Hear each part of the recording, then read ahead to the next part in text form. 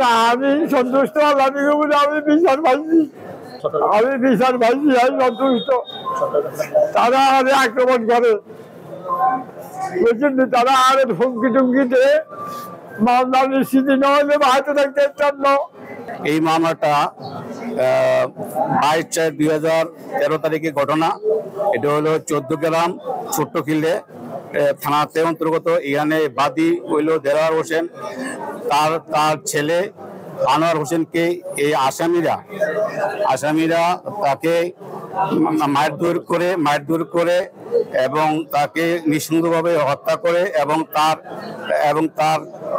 তার দোকানপাট এবং বাড়িঘর লুট করে এবং তাদেরকে আগুনে পুড়িয়ে তাকে আগুনে মেরে ফেলে এবং এতে তার ভাই মাসুদ আহত হয়।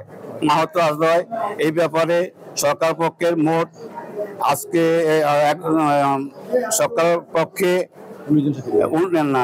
11 জন সাক্ষ্য গ্রহণ করা হয় এবং এই সাক্ষ্য গ্রহণে সুন্দরভাবে প্রমাণিত হয়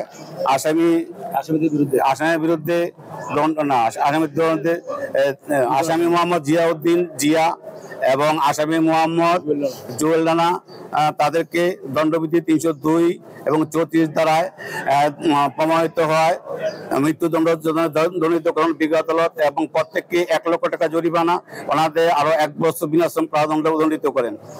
আসামি কারি ফজলুল হক, আসামি আজাদ রহমান, আসামি আমজাদ সাদ্দাম হোসেন, আসামি আব্দুল কাদের, আসামি কবির আহমদ এবং তাদের বিরুদ্ধে দণ্ডবিধি 334 ধারায় সন্দেহে প্রমাণিত হয়। বিজ্ঞ আদালত তাদেরকে যাবজ্জীবন কারাদণ্ডে দণ্ডিত করেন এবং 1 লক্ষ টাকা জরিমানা করেন, অর্থদণ্ড করেন। ওনাদের আরো 1 বছর শাসন করানো হয়। আর বাকি 12 জনকে এই মামলা হইতে বিজ্ঞ আদালত খালাস প্রদান করেন।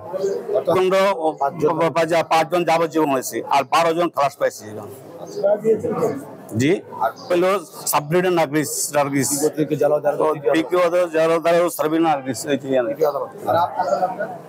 আমার নাম হলো অ্যাডভোকেট মোহাম্মদ মুমিনুল হক ভূঁইয়া, অতিরিক্ত পিবি বিজ্ঞ দারাজ 3য় আদালত এবং আমার সাথে আমার লার্নেড ফ্রেন্ড কলিগ আল মোহাম্মদ সাগর। একজন আছে আর অন্যরা পলাতক।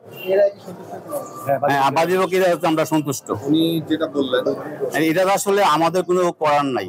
এটা প্রশাসনে যদি তারা তারা জিডি করতে পারে, থানাতে জিডি করলে অথবা থানা তাদেরকে করতে পারে।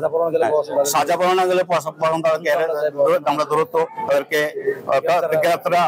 করার চেষ্টা করবো।